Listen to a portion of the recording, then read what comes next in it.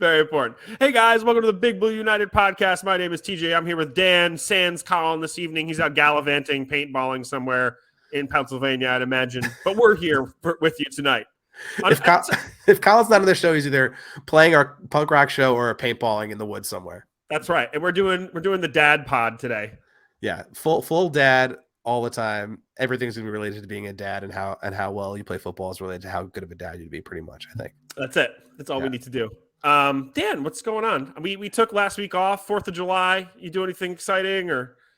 I'm just living that suburban dream, dude. I saw 2 fireworks shows that weekend. Went to probably 2 barbecues, I'd say. Maybe like a barbecue and a half. I don't want to get egregious with it, but I barbecued, and then there was a blown out barbecue.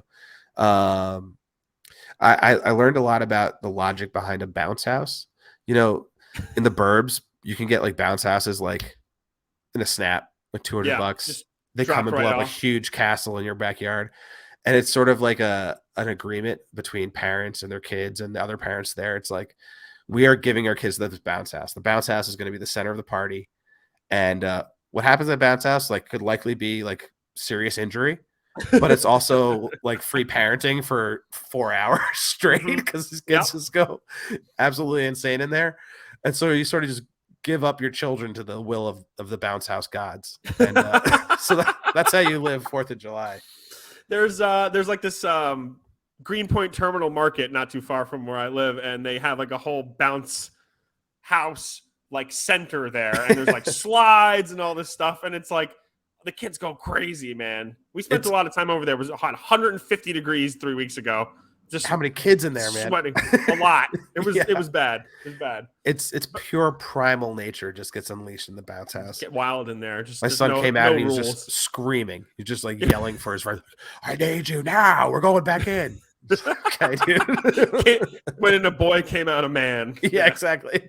It was like, have you ever seen the movie The Northman? It's basically what happens in a bounce house. I went to a kid's birthday party. So it was my daughter, my friend's son, and about 15 bartenders. And everyone, just 3 kids and a bunch of bartenders. Everyone just got wasted. It was very typical. And, you know, they had a grill. They had bought a bunch of food. And I see, you know, my friend's brother trying to light this grill up. And I had to intervene because he wasn't doing it. This is going to be pretty dangerous. So no, yeah, he took the coals and just laid them all out in the bottom, and then they were self-lighting coals, and as soon as I started some pour lighter fluid on the self-lighting coals, I was like, you need to step back, man. So I perfect Brooklyn. I ended up grilling for everybody, which I like to do, but you know, I had to exert my dadness in that situation. You know, dude, hats off. That's major dad points, especially I would say exponential because it is 4th of July weekend. That's pressure and also power. So got to do it. Double points, man. Yeah, it was exciting, and also I didn't know that many people there, so it gave me something to do. Yeah, that's the best spot to be because people just come to you, and you could just have the easiest small talk of all time because you're like, oh, sorry, it's just concentrating on this burg over here. It's giving me trouble. That sounds like a great 4th, man. A classic Brooklyn 4th. Yeah, and then we came back to the house and put the kid to sleep, and we hung out with like everyone in our building was out in the stoop. Oh, that's good. So then I convinced my downstairs neighbor to have a barbecue, which I will also commandeer the grill for. If I can. Bring me beers and I won't move. And yeah, I mean, the one neighbor is like a cook, so maybe I won't get to do it, but we'll see. Sure, you know? sure. I'll just give him a couple beers, throw some elbows. We'll get in there. 'Tis the season. Maybe you get some pointers, you know, learn some tricks from the trade. Yeah, couldn't hurt. So, guys, as usual, please follow Big Blue United on Facebook, Twitter, Instagram. Follow us on Twitter at BBU Podboys with a Z. Download that DraftKings app. Use promo code TPPN. And our sponsor today is GoodLife Clothing. Dan got a nice box from GoodLife Clothing. I went on the website. Looks like they got a lot of really high-quality stuff on there, including a velvet bomber that I'm in love with. Maybe I'll buy that on my own. But, Dan, tell us about what you got. Tell us about GoodLife Clothing. GoodLife Clothing is sort of what I've been looking for. I've been having a hard time finding clothes that are the right level of comfort yet stylish. And I know that sounds cheesy, but this is quite true. GoodLife, I got a hoodie from them. It was their faded, I think a sun faded light blue hoodie, sort of lighter fabric, but it had a terry cloth on the inside. So like that Ooh. towel material, um, which is just like a dream. Because if you ever put a towel on when you're not like soaking wet, it's quite comfortable. Sometimes when I have, night sweats, I'll throw a towel down on the bed, and hey, it's better than sheets sometimes. So anyway, this sweatshirt's excellent. Quality is unbelievable. Also got an excellent t-shirt from them. They have a t-shirt club that you can be part of, where you find that right size t-shirt, which is often difficult for dads, as this is a dad pod. And they'll hook you up with a t-shirt, and you get a subscription and sort of keep getting the new runs of their t-shirts and all that. And if you're a fan of velour, they also accommodate those with a finer taste. You can get basically the same shorts, t-shirts, sweatshirts, but in velour if you want to, step up I to the love plate. that. Really, I don't know. I had the guts to do it, but I have some friends that might. Shout out to Dan Fogarty out in Colorado. He's a velour man. This is something that I'm definitely going to reference to him. We should get Peach some velour. I feel like he should Peach drape is a velour himself in man. velour. Yeah, Yeah. but like literally like a velour t-shirt, and I can't think of anything much baller than that. And they got other great stuff like those stretch volley shorts that you can wear for any occasion, quite literally, if you're putting on a button down shirt or going into a pool or working out, all that stuff. So check out Good Life. They've got some commercials I've seen on TV. GoodLifeClothing.com. You won't be disappointed. I don't know what else to say. It's a great company, and I plan to buy a lot more stuff from them because it fits me, and I love it. Yeah, the only thing I'll mention is that it's not just men's clothing. They also carry a bunch of women's clothing too. Yeah, sure. So, not just for the dad bod and the dad pod, but also for the ladies out there as well. Yeah. Oh, and quite handsome men with good bods could obviously wear this clothes. And there's no dad bod branding. I'm just saying that I sucked it up and ordered an extra large, and I'm happy about it. So anyway. Well, we speak to what we know, Dan. What more could you ask for? I do notice that more of the higher end clothing brands, you kind of have to go a size up, at least when you're, you or I enjoy a nice beverage here and there. Yeah. J. Crew sized me out recently of the large. It was a tough pill to swallow. It's their fault, not mine, for getting fatter. But hopefully Old Navy can still hook me up with an L or LL Bean. I don't even know what I can wear a large in anymore. Well, now that you have Good Life, you're not going to need any of that stuff. Absolutely. Yeah. They're all trash. That's all. It's all hot trash. Sure. Before we jump into, we're going to do running back, quarterback preview today, which I'm a little upset Colin's not here for, because I know that he's sort of inching back into his homerness a little bit this offseason. So I was really hoping he would fight with us a little bit. Maybe it's better he's not here. I don't know. Either way. But before we do that, let's just talk about the Baker Mayfield trade, because I know it's kind of a funny one. So the Browns send Baker to the Panthers, which we called 2 weeks ago, by the way, for a conditional fifth round pick, could become a fourth. Browns agreed to pay 10.5 of his $15.35 million a year deal. And the funniest part to me, I saw this on Twitter, and I don't remember who tweeted it, so I apologize for stealing your tweet. But that means week one, the Browns will be paying Baker Mayfield almost $600,000 to beat them, which is a great one. I love that. Dan, what do you feel about this right now? And what do you feel about the Browns, really, is the question. I mean, obviously the Browns didn't want Baker Mayfield. They got Deshaun Watson. They have a problem with Deshaun Watson, which they anticipated, but they don't know how it's going to shake out. I guess they weren't going to play Baker either way. Offloading his contract, I guess essentially a third of it to Carolina, it's probably the best they could get. I don't think there's much else out there for him. The funniest thing about it, though, is I think, as we discussed in previous podcasts, is that he probably has his best chance to win over a starting job in Carolina right now. Sam Darnold and Matt Corral aren't necessarily world beaters, right? Matt Corral? Is it Coral or Corral? Coral. The rookie out of Ole Miss. So I always love a good QB controversy, especially in this circumstance in Carolina, where both the head coach and the GM are sort of, basically fighting to keep their jobs. I would not be surprised if Baker starts. I think he still got something to him, and I think he was injured last year. And I just love sort of his aggressiveness and his competitiveness. I think he's a fun character to have involved in NFL. And so he's not going to be on a team where he's an obvious backup. So I'm really happy about that personally. But what do you think, TJ? How do you think this is going to play out? I mean, to me, if he's healthy, he wins that starting job. I really feel like Sam Darnold is kind of damaged goods. I just recently read Robbie Anderson kind of like basically saying that he wasn't developed well and kind of like, well, you've played with him his whole career. So when you're coming out and saying that sort of thing, it makes me think that he's not going to beat out Baker. Baker's sat for a while. I think he's going to come back strong. Again, being healthy is the most important thing. I just find this whole saga just so funny because it's very Jets-esque. Yes, very much so.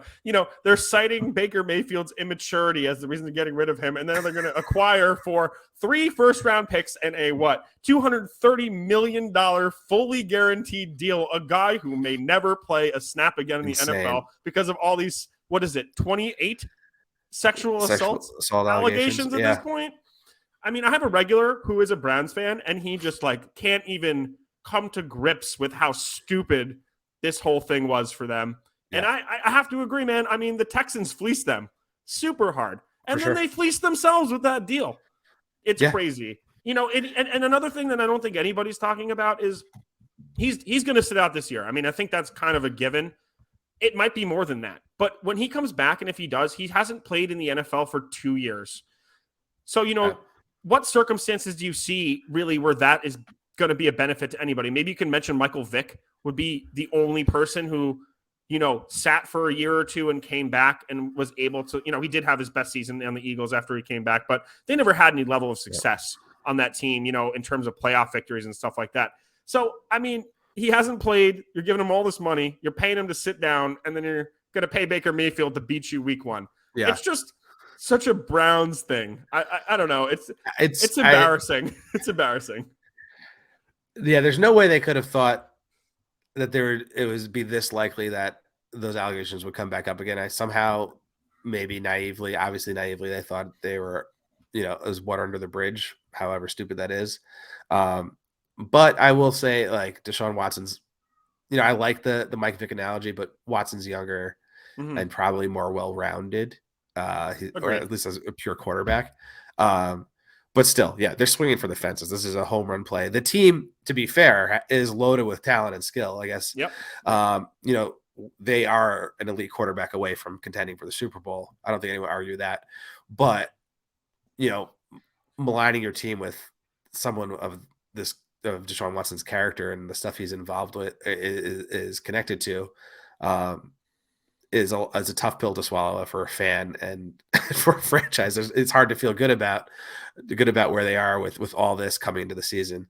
I also want to highlight that, another flag in the cap of Baker Mayfield is his sort of his story that's followed him around, from Texas Tech, walking on to Oklahoma, basically winning starting jobs at every avenue, taking over for Ty God in Cleveland.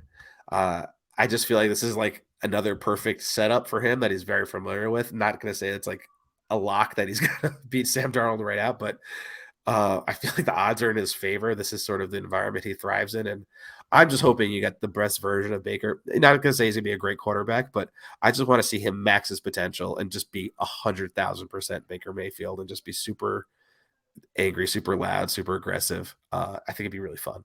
So yeah, I mean, I loved it when he came out of the draft. Honestly, my opinion on him has waned over the years a little bit, but he's a fun guy, and I think he has made it to a place where it's pretty much one of the only jobs that's available for starters. So it's good for him.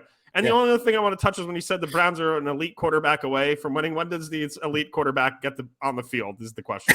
Exactly. Yeah. So, you can have him on your team, but if he doesn't play, then it is what it is, All right, let's hop into running backs, quarterbacks, Giants preview, which is basically just going to be us talking about Saquon and Daniel Jones for a while. Which guy do you want to start with, Dan? I guess let's start with Daniel Jones because Daniel Jones. Know where I started. Yeah. So Daniel Jones. I mean, look, I know on this podcast we haven't ever really been happy about Daniel Jones or Saquon Barkley.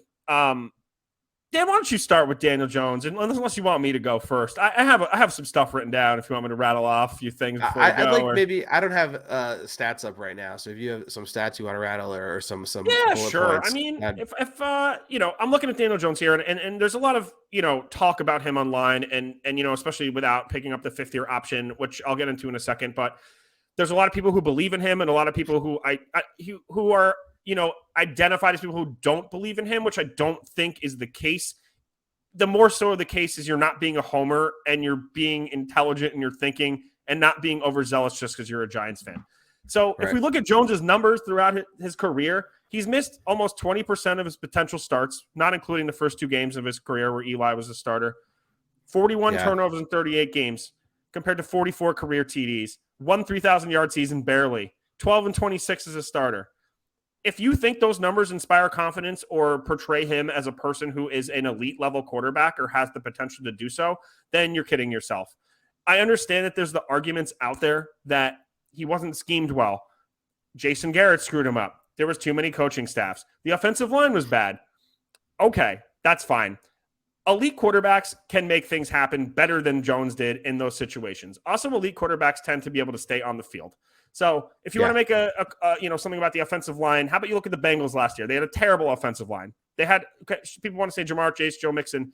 You have Saquon Barkley, Kenny Golladay, Kadarius Toney, Sterling Shepard on your team. Maybe they weren't all healthy all the time, but they're on the team and they're supposed to be contributing. I think at the end of the day, we all just want Jones to come out and kill it, right? That's what you want. You want to win games. You want to have that franchise quarterback on your roster. I think it's very pragmatic the Giants didn't pick up his 5th-year option because there was no reason for them to do so. And I know we brought this point up before, but his 5th-year option is $21 million. The franchise tag next year is $28 million, a $7 million difference to bring him back. And then if, he balls out, you bring him back in the franchise tag, you work out a long-term deal, whatever that might be. Yeah, if he sucks, then you're off the deal and you move on. And then you use whatever capital you need to trade up and get a quarterback in the first round. Presumably, if he's bad, you'll have a top 10 pick again. So I don't know. I just don't know what my expectations are for him at this point, but they aren't high. And if he doesn't perform, then I don't care if he's back. Yeah. It is what it is. I wish I could, contradict you in any way, but you summed it up in a great way. And I think, sort of the contract thing is something I might want to start with. Like the difference between picking up the option and franchising him next year is that $8 million, right? Even if he balls out this year, I still wouldn't believe it based on his body of work. I wouldn't want to give him a massive contract. So the franchise tag makes sense to basically get another, couple of like wait and see years. He's been lackluster. He's sort of gotten worse every year. And obviously you mentioned it, you can blame it on the circumstances, but I think true talent sort of finds a way to get better regardless of the circumstances. Absolutely. It's all sort of like bad baseline. His QBR never broke 55 on the year. He played 11 games this season. Everyone talks about his rushing ability. He rushed for less than 300 yards this year. Mm-hmm. I get it. He can scramble and extend, but we're comparing him to Eli Manning, essentially, who is probably the least mobile quarterback anyone's ever seen. He can move. You can't take that away from him. But what if it doesn't translate? He can move. I'm just saying, but it's not like. But people like try to make comparisons to truly mobile quarterbacks. Like they try to make the Josh Allen comparison. Josh Allen is way more athletic, way more of a threat on foot, and making that comparison just because DJ tripped on a 90-yard scramble, If Josh Allen is running at you full speed, it's scary. If Daniel Jones is running at you full speed, you put your head down and try and take him out. Yeah, for sure. And credit to Daniel Jones for not being afraid to do that. That's something I get behind as a fan. Like he puts his head down and he tries to 100% get the extra yard, which I love. Amazing. That's what you want for your quarterback, but it's also not the X factor people are making out to be. There are, as I always say, there are moments where you want to get behind him, like as in those moments when he makes those gritty plays or he connects on a deep pass from here and there. Obviously, the opportunities haven't been there as they should in a modern offense. Very hopeful, and I think that we've said it before, but Kafka and Dable are going to put him in a position to succeed. And if he doesn't succeed, this year under this system, I'd be very interested to see where he lands. Obviously if we release him, because if they don't make it work, I don't know what other team is going to make it work for him. Everything out of camp has been, we're going to, find out the plays he likes to run. He's going to have input on where he feels comfortable, how we're going to run plays, and the design personnel and packages around his strengths. So obviously set up for success. Like you, I have low expectations. I've been a Tyrod Taylor fan my whole life. If you're not a Tyrod Taylor fan, I don't know about you. My whole life for the past 10 years or whatever. I think he's a great guy and an amazing backup, and I don't think they got him first thing for no reason. So not to say that I think Tyrod will be starting barring an injury, but that again is the bridge to the next quarterback. If we have to wait a year or two to get the right guy, the team might be in good hands in that sense. Our man El Jefe has been roasting Daniel Jones and his milquetoast answers to, the most vanilla interview questions. And he just doesn't inspire a fan base full of people as dedicated and smart and sort of sarcastic as the New York fan base. It's just tough. It's just tough as a Giants fan to get excited by Daniel Jones. He's like the guy that John Mara wants, because he gives you, He's like, he reminds John Mara of his caddy at the country club. Yeah, exactly. I mean, the Giants don't want Baker Baker Mayfield's maybe a bad example, but like a guy with a big personality, like a big personality. They don't want that. But it's funny you said that you don't think Tyrod is going to start, because the next question I had in my notes is, what week does Tyrod Taylor start? I mean, I would sort of love it, like the deep down, I'd probably love it if Tyrod beats him out in camp. I feel like very vindicated that would happen. It would also be hilarious. But I think obviously that there's slim odds on that. What do you think? I mean, I feel like it has to be some sort of push in his rear a little bit with the He's signing, never been pushed by anyone. His so you have a guy who can start in the NFL and has proved that he's not an elite quarterback, but he can start in this league and be successful and win games. He might even get you to the playoffs if he has a good supporting cast around him. People are playing well. Stays healthy. Stays healthy. They paid him almost, he can make $18 million on a 2-year deal. So it's not like, that's with incentives. It's not like they, weren't. I definitely think there's a motive back there with Tyrod being here, that Jones needs to feel the heat and feel that his job is, it's not just picking up that 50-year option. Get it in there, man. Yeah. Is there anything that Daniel Jones can do that Tyrod can't do? Be a couple years younger. I think that's about it. I mean, not really. I mean, I think, part of the reason they brought him in is because you don't change the playbook if and when Jones gets hurt. Yeah. I want to say if and when, because I think it'll happen again. That's just the kind of player he is. Yeah. You need to it hurts a little bit just because, I mean, you go back, you're spoiled. Eli Manning never missed a game unless they forced him to. If you have Geno Smith breathing down your back, oh yeah, your time is coming. Huge, man. Yeah, he's breathing down Drew Lock's neck now. You can see how that worked out. Yeah, this is Geno's team. I see Tyrod starting a couple games this year. I see Tyrod starting. Jones gets hurt, Tyrod starts, and he maybe doesn't come out again. That would be a hell of a thing, right? Like there's some couple game injury, and Tyrod just takes the team to the next level, and Daniel Jones is iced out. Very, very possible. And I think so. I'm sort of here for it too, because everything to me, as I'm sure comes back to Dave Gettleman, and that'd just be another thing that shows how wrong Dave Gettleman's full bloom love is for any player. And it's not the right way to be, but I feel like an abused spouse or something after his regime. Just the redheaded stepchild. Yeah, whatever. Like anything to stick it to Dave Gettleman, I'm for. Nothing against Daniel Jones, other than I don't think he's the answer. Yeah, I'll agree with you. I don't think he's the answer, but I will also say that if I'm wrong and we're wrong, I won't be upset at all about it. That means they're winning games. It's the classic Giants mentality: set yourself up for absolute disappointment, and then anything better than that is gravy. I mean, after these last years, I mean, how can you do anything but that? Really. Yeah. The people that sit on Twitter and say certain things just make me laugh so hard. It's like, what team have you been watching the past? I don't even know. What was the last time Giants made the playoffs? 2011? Who knows? I can't remember. Before I had a kid, I was out at the bar every night drinking. I was a young man. Run around. We gotta keep or come up with a term for like marking Colin's evolution back into like a brainwashed like Giants homer, where like when they like take a running back in the first round, he's like, yeah, it's a good idea. Because it's gonna happen. Colin his insides so want to go back to just blind faith. Hell, yeah. Oh yeah.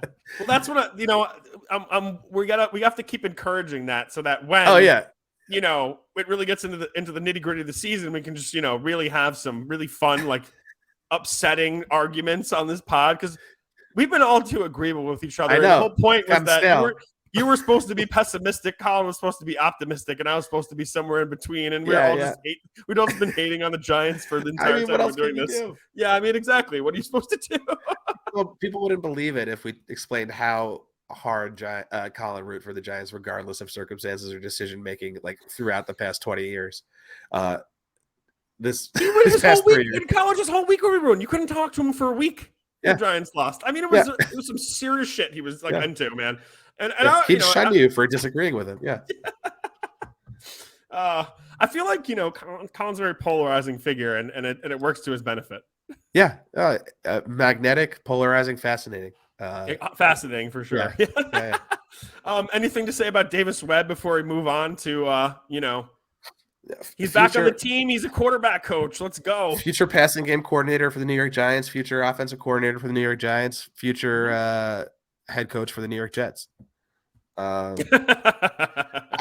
mean, like, I think we talked about it. I thought that story was cool. How Davis Webb is like a great guy to have in the locker room. Essentially, a great guy 100%.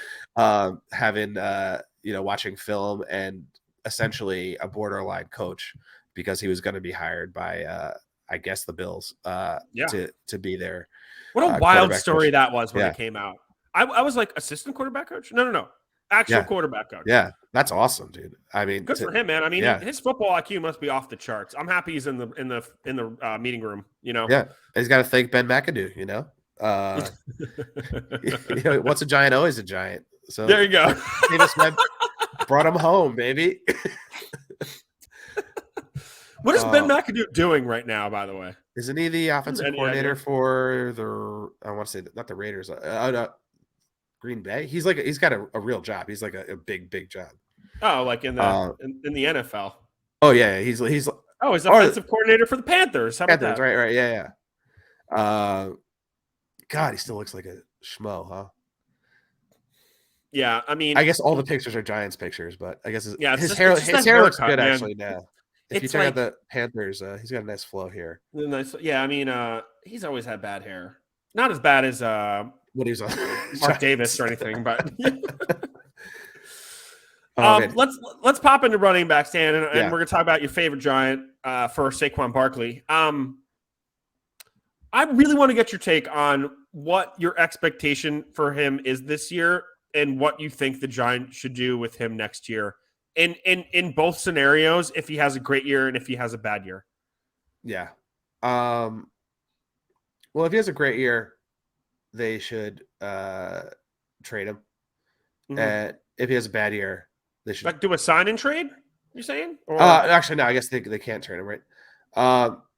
Because if he has a great year, they should cut him, and if he has a bad year, they should cut him. Because I don't know, man. Matt Breida is what, a 5th round pick. He's the backup running back.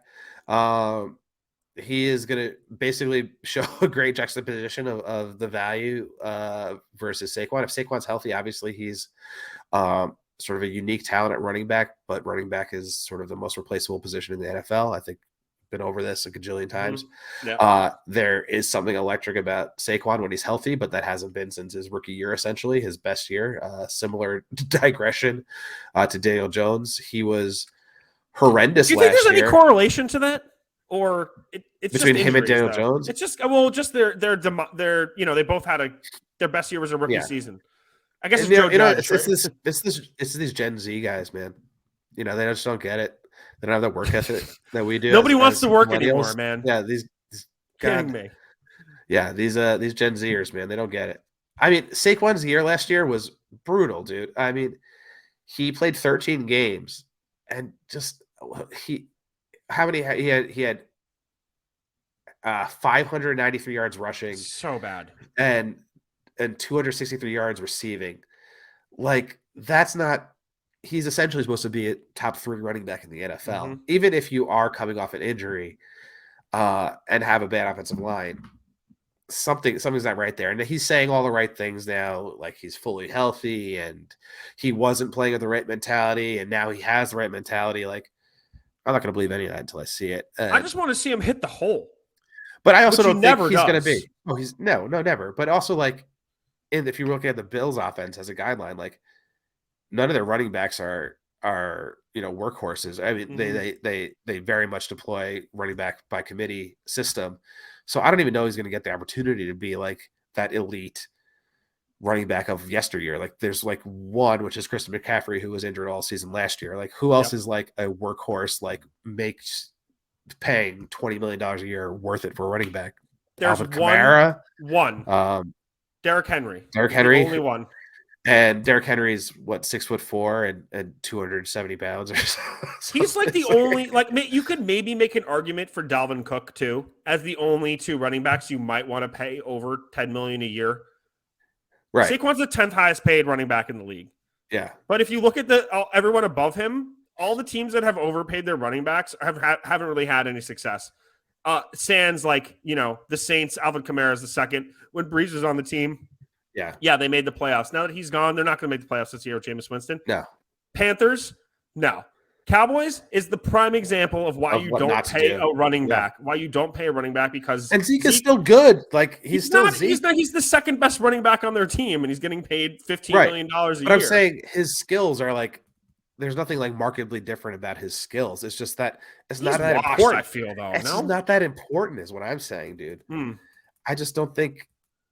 I think the difference between running backs from team to team, like from system to system, like it's not a game changing like running backs that can break plays open and stuff like that happens. But there's a lot of people that can do that. It's just having a good offensive line and having a good scheme and knowing when to call plays. Like there's reason that like certain systems always have good running backs. San Francisco is the prime example. Yeah. Always have good running backs. No, literally, there's one guy in the NFL that's deserving of money who can carry your offense. And then when he got hurt, Derrick Henry, I'm talking about, when he got hurt, what happened to their offense? And Tannehill needs him. Saquon isn't that guy. Saquon's not going to hit the hole. He's, I feel like, when you to bring back to, what you said about, using the Bills offense as a reference, they had Singletary and Moss. And Singletary was, the third down back. The guy was catching passes. That's probably Saquon's role. I don't think you see him carry the ball. I mean, what's a good amount of carries for running back in the NFL now? High 200s? You might see him with high 100 carries and catching the ball a lot more. And is that worth a new contract? No, it isn't. No. It's not worth a new contract. No, not what they'd have to pay him. And even like, also to look to the Chiefs, right? Because Kafka's from there. Also another committee system where, Absolutely. You think, there are guys there that are poised and have the ability to be, absolute workhorses. And I think from a fantasy perspective, a top 5 fantasy, but they always sort of just realize that having fresh legs and people that are ready to contribute, on a down by down basis is more effective. And I think that's like just bearing out more and more each year. And, it'll be interesting, obviously, as with every like returning player to see how Daboll and Kafka implement them. I'm very excited to see Saquon split out like they said they're doing. He's a great receiver. He's never caught passes in front of the line of scrimmage, so I'd like to see him do that. I feel like, that could be really cool to unleash him in that way. And the variables with sort of our slot running backs and Robinson and Tony and him, like I feel like that could be like really exciting to see a bunch of motion and a bunch of misdirection and just making defenses having to hold them all accountable. But I'll also say is that I don't think that another running back couldn't do that. I think Matt Breida can also do that. We're not, I'm hopeful. I think it's gonna be fun. I'm glad he's healthy, and I want to see what he's got. But obviously, I don't want him to take up cap space next, in 2023. I mean, we just mentioned that Daniel Jones to franchise against his fifth-year option was basically the amount of money Saquon Barkley's getting paid this year. So, Right. Yeah, it is what it is. I mean, we'll see what happens.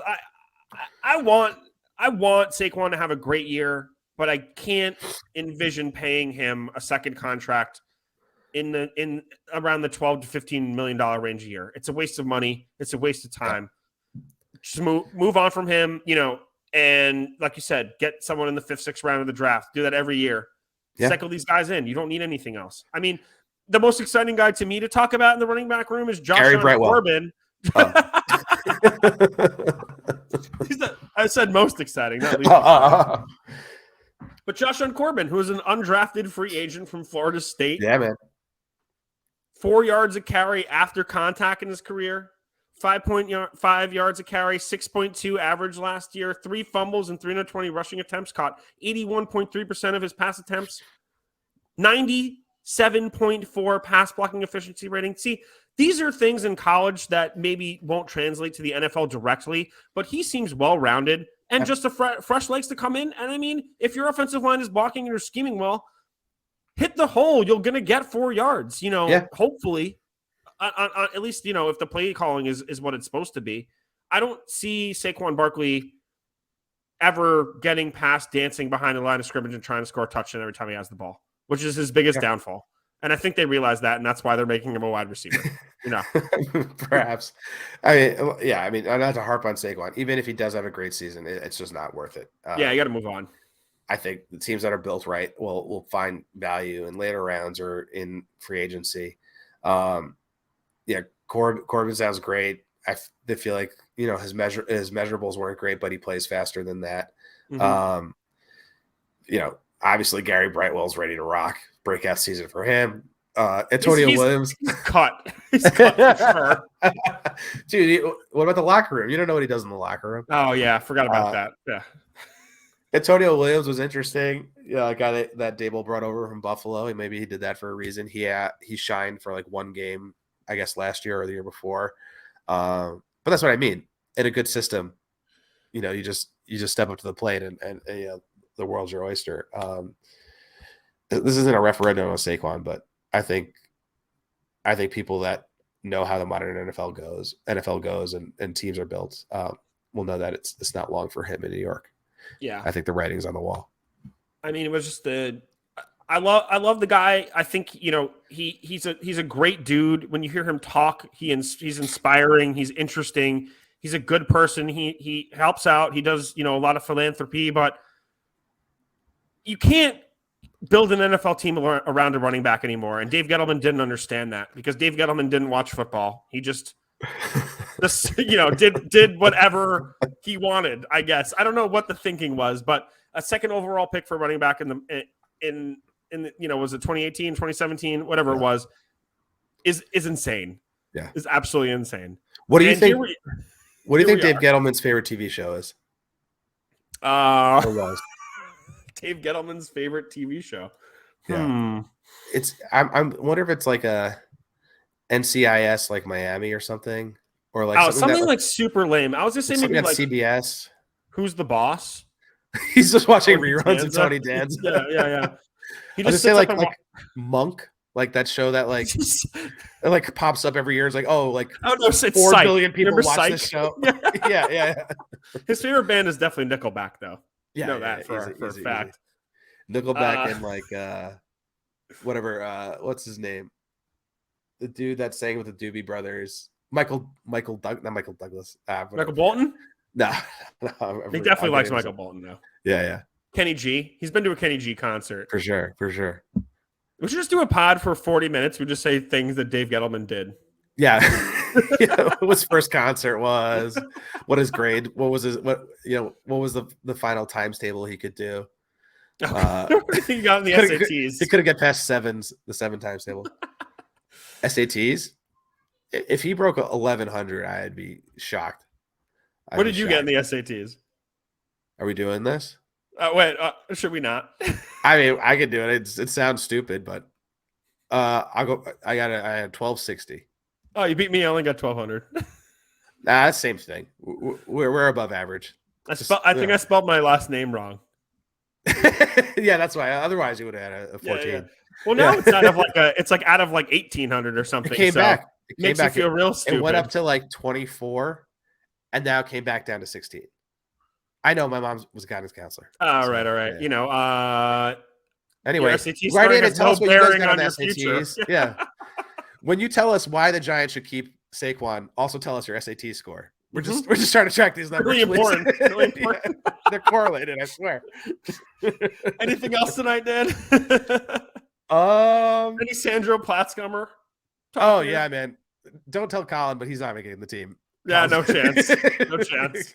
Colin's gonna be sad about that. I know. Yeah, you're gonna use a practice squad spot on a dude who's been on your team in the practice squad for 4 years. Yeah, because he's from like Austria. People do. Yeah, or whatever. He does like that.